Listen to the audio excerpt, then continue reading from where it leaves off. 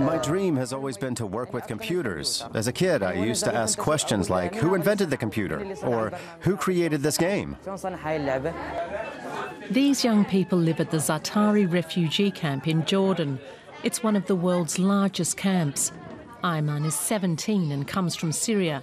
He's been here for 2 years. He's teaching other young refugees computer animation. He learned it himself at a similar course in the spring.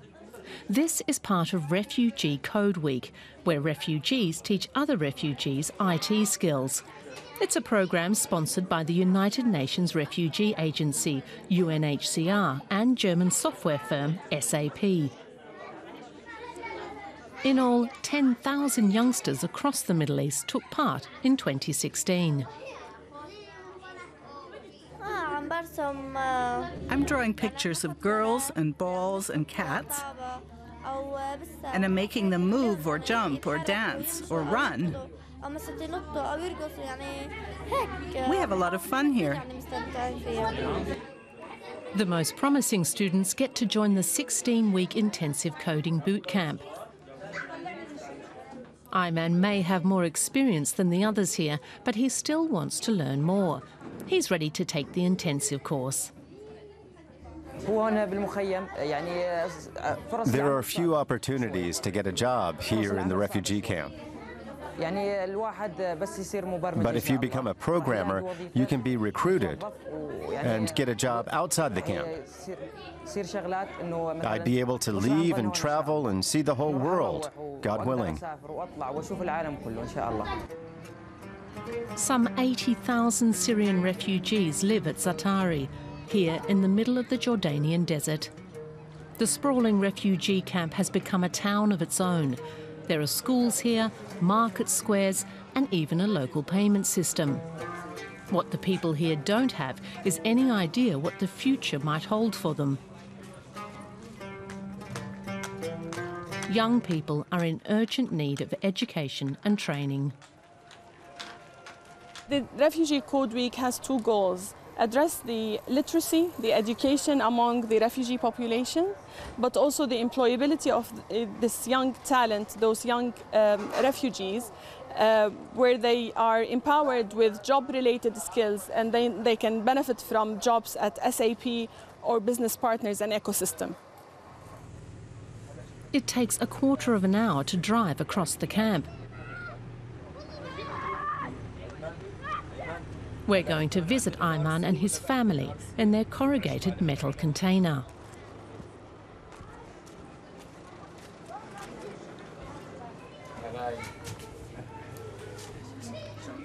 Ayman and his family fled their home in the Syrian province of Daraa in January 2013, when the civil war got dangerously close.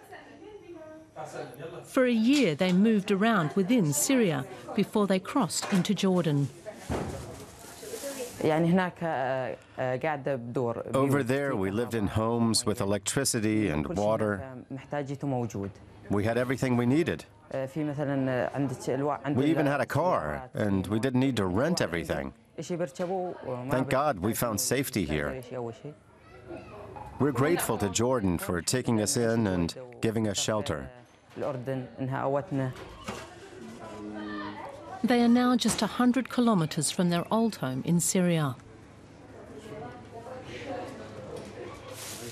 When the bombs fall there, they say they can hear the explosions.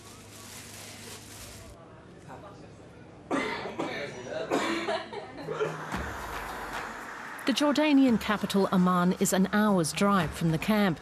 Is there any need for young people with IT skills? We went to find out. Ali Al-Hili is from Iraq and came here a decade ago. He develops game apps for the Arab market. He knows the IT scene here well and organises meetings for start-up entrepreneurs from across the region. Amman is being transformed into a more IT city. A lot of applications are now, the mobile applications are now presented to order your food, gas, taxi online. so that a lot of companies in here are moving toward the mobile devices. And that movement would need a lot of coders so that we can cover the shortage in the market.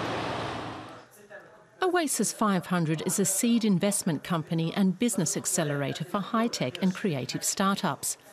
It's become an influential player in the Middle East. Here, Ali Al-Hili introduces us to Syrian entrepreneur Salim Najjar. He fled Syria 4 years ago. Last month, he set up his own online retail business selling home decorations. Refugee entrepreneurs are quite a rarity. Jordan doesn't often grant work permits to refugees. Many of those who have a job work freelance for foreign companies. Salim Najjar says foreign IT firms don't ask for official working papers. It's the skills that count. Being a refugee, you need to survive. And I believe that if I don't have the programming skills, I won't be able to find a good job. I won't be able to get a high salary, to pay the rent for my family, to support my family. Because I don't know anyone here before I came. I didn't know anyone. And I had to establish a new life after I lost everything in Syria. Starting a new life is what most refugees at the Zaatari camp can only hope for at the moment. Ayman doesn't think he'll be going home to Syria anytime soon. Right now, I'm going to stay here in the refugee camp and continue learning until I master programming languages. Then I'll leave this camp armed with that knowledge. The coding course will help me prepare for a job and create a future for myself, God willing. Civil war at home stole the future Ayman once had. Now he's getting a second chance here in Jordan.